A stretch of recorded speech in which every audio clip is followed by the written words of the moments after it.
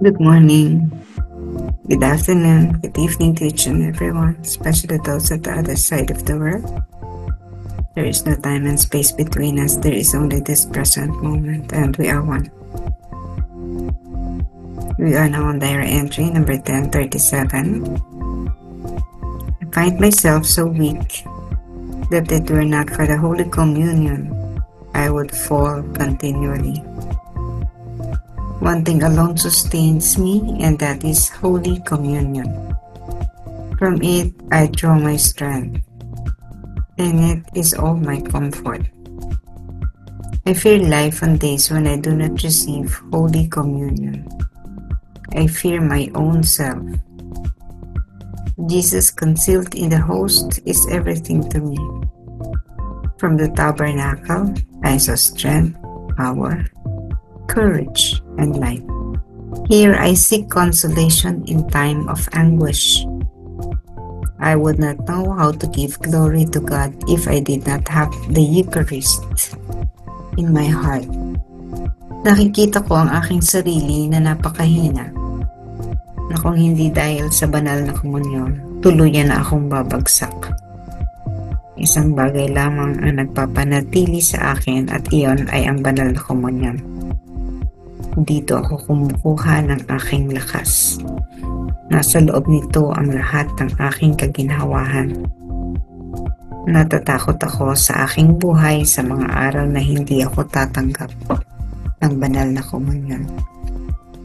Natatakot ako sa sarili ko. Si Jesus na nakatago sa ostya, ang lahat sa akin.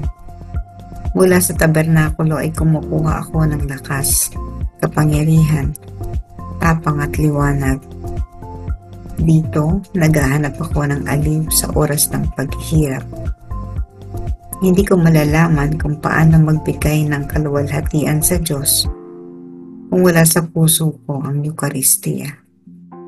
The Holy Communion is not just an ordinary bread or the host ng iyon. Pero bago yan, tanggapin. Ang ordinaryong tinapay ay iaalay muna. At sa oras ng konsekrasyon, babasbasan ito ng pari. Kung kaya sa oras ng consecration, ang ordinaryong tinapay ay magiging banal. Magkakaroon ito ng transformation. Ang isang termino sa transformation na ito ay transubstantiation. Ito yung pagbabago ng properties ng isang ordinaryong bagay patungo sa isa. So, yung ordinaryong substance ay magbabago. After the act of consecration, ang ordinaryong tinapay ay banal na, and it is given the highest form of respect. Mapapansin nyo, ang paghawak dito ng mga lay ministers, ng pare, naglilinis muna sila ng kamay. Papansin nyo, merong corporal, papahirin, no? Babasain ng tubig in an act of cleansing the hands that will touch it. So, malinis. Nagkakaroon na lamang ito ng contamination kapag ito ay intentional na dinudumihan. So, alam natin may mga nangyayari na pagbigay sa kamay, hindi agad sinusubo, and the lay minister has to, and the priest has to make sure pag binigay yan, dapat sinusubo agad. There are two forms of receiving it, one by the hand, the second is by the mouth. Pero nawala na kasi masyado yung tradisyon ng pagsusubo sa bibig. Unang-una, yung danger, totoo naman na may danger of contamination kapag by mouth kasi hindi naiiwasan na sumasanggi yung daliri ng nagbibigay sa labi ng tatanggap. Lalo na nung panahon ng pandemic, pinagbawal talaga yon sapagkat napakadelikado na. Yung ating kasing laway ay nagdadala ng virus na maaring um, malipat doon sa susunod. Kaya yung ibang mga pare, ang ginagamit nila na ostya ay yung malalaki, hindi yung maliliit kasi yung maliliit ang hirap isubo, no? Ayun yung talaga yung original na pagtanggap nito by the mouth. At madalang na rin actually yung gumagawa ng ganon, ng isusubo sa'yo by the mouth. May mga lugar na ganon pa rin, pero madalang sa maraming simbahan na nasisimbahan ko, hindi yan by the mouth, karaniwan by the hand. Maganda yung sa pandemic kasi talagang natuto tayo na maging malinis ang ating mga kamay bago natin tanggapin ang ostya. Alam natin wala ng pandemic pero nagtuloy-tuloy na yung ganoong habit of spraying alcohol first your hands kapag oras na ng komunyon. Bakit kailangan malinis ang kamay natin? Siyempre kasi consecrated na yan. Yan ang katawan ng ating Panginoong Yesus. Napakabanal niyan. Malinis na malinis. Pagkat alam natin ang ating Panginoong Yesus ay wala namang kasalanan na talagang nagsakripisyo, nag-alay ng buhay sa atin. Napakabanal. So, any speck, any form of dirt, gano'n naman to kaliit, kapag nagkaroon ng contact sa ostia ay nadudumihan din. Yun yung dapat, no? Pero marami kasi tayong mga kapatid na, for example, isang magsasaka, you will not expect 100% that the hands are clean. Pero, ang mahalaga, not necessarily the second, no? Pero ito yung mahalaga talaga. Yung state, yung kalagayan nung tatanggap ng banal na komunyon. So, maaaring marumi physically.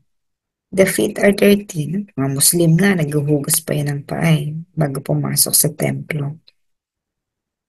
So, tayo, hindi, wala tayong ganong tradisyon. So, pasok natin. Yung paa natin na pinakamarumi sa lahat. Yung sapatos natin na dumaan sa napakaraming dumi. Papasok ng templo, marumi na actually, no? Pero hindi ito ang mahalaga. Hindi yung physical. Mahalaga ay yung state o kalagayan ng tatanggap, the communicant, o yung tatanggap ng communion. Yung nasa state of grace ba ito? Kahit na may dumi ka sa katawan, tinanggap mo ang Panginoon. Pero sa oras naman ng pagtanggap mo, nakapagsisi ka ng kasalanan mo, inihanda mo ang sarili mo sa pagtanggap nito, yun doon yung mas mahalaga. After all, kapag sinubo naman yan, sa bibig natin, napakaraming dumi.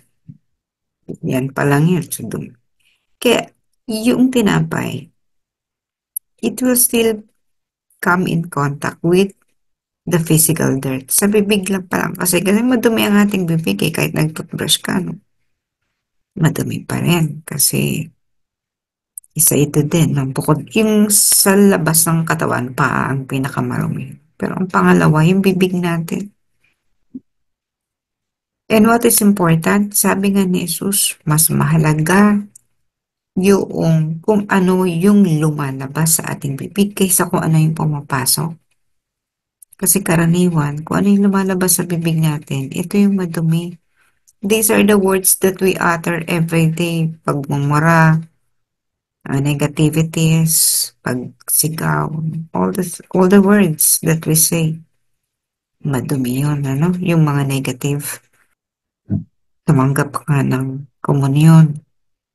Pagkatapos mo namang tumanggap ng komunyon yun, kung ano-ano lumalabas sa bibig na. So it does not go in accordance with what you have received. The holiness is gone kapag nagkasala muli ang ating mga dila. Kaya importante yun. Yung mas importante, yung state o kalagayan ng ating kaluluwa more than the physical body. But then again, mas maganda, even the physical body is prepared. May mga protocols yan na sana sinusunod natin. Ang mahalaga kasi nga yung state, nasa state of grace ka ba? Halimbawa, along the way, talaga namang alam mong late ka na pero sinabi mo, Lord, patawarin mo ko ganyan, linisin mo ko sa akin pagkakamali para pagdating ko doon. Kumbaga, if you think you are prepared, you think you can. Pero ako, ina-assess ko rin ang sarili ko po. Pag talagang late, hindi karapat-dapat, hindi na ako nag-communion. Nakakapagsisi yun. Kasi sayang, hindi tayo nakapag-communion. Sapagkat ang bawat pagtanggap ng communion ay nakapagpapalakas sa ating kaluluwa. Natatransform ito sa physical body. Ordinaryong bread, kung ordinaryong bread ang tingin natin dyan, hindi ka nga lalakas. But if you will see that small thing, napakaliit niyan no? Talaga hindi ka naman mabubusog yan sa liit niyan. But if you think that it is more than the ordinary bread, gaano man kalaki ang ordinaryong bread na nagpapalakas sa'yo because it is carbohydrates na nagbibigay yan ng lakas. Pero the holy bread, yung ostya, banal na katawan ni Jesus na ating tatanggapin sa banal na misa. Pinapalakas nito ang ating kaluluwa at magtatransform ito. Tatagos ito sa ating katawan. Yun yung nangyari kay Faustina. Kahit na physically drained yung kanyang physical body because of the disease. Kapag tinanggap niya, para siya nagiging superwoman. Para siya nagiging si Darna. Kinakain niyang bato. Pagkain niya ng bato, nagiging siya, superwoman. Nagiging si Darna. I think that is very much true. And if you really would like to be Darna, take the Holy Communion. Pero sino ba si Darna? Di ba si Darna may mabuting puso? Hindi ibibigay sa kanya yung kapangyarihan na yun kung hindi mabuti ang kanyang puso. So if you are like her, you will be really transformed. Kasi yung iyong katawan, mabuting tao ka, di ba? Halimbawa, ganun ka. Isipin mo, ang dalawang bagay ay nagsama. Parehong makapangyarihan. Yung katawan mo na malinis at ikaw ay banal, tatanggapin mo ang isang banal na bagay. So, pak, may synergistic effect yun. Parang nag-combine ng dalawang bagay at napakalakas ng kapangyarihan nito. You can do everything. You can do the impossible. Katulad ni Faustina, mga ginagawa na niya, imposible na eh. Pero nagaganap, nangyayari sapagkat nagkaroon na siya ng kapangyarihan para gawin yun. So again, receiving the communion, in receiving it, you have to prepare for you to gain the power. The power has been given to the bread on the process of consecration.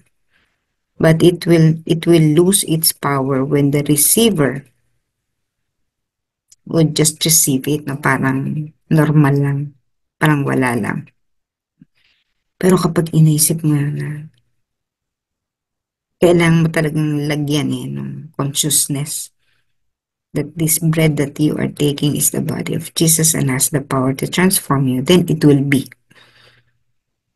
The power that has been given earlier will be much powerful if you are prepared, if you, the receiver, will be completely prepared. So kagaya niyan, kung si Faustina may sakit, kung kayo ay may sakit at tinanggap niyo ang katawan ng ating Panginoon, believe that this Holy Eucharist, this uh, body of Christ in the form of that bread which has been consecrated, believe that it will heal you and you will be healed. Kaya pag may sakit po tayo, huwag kalimutan tumanggap ng komunyon. Kasi ito na yung magbibigay sa'yo ng panibagong lakas na hindi na ibibigay ng iyong sangkaterbang gamot. It is far, far more powerful than all the medicines, all the drugs that you have been taking combined.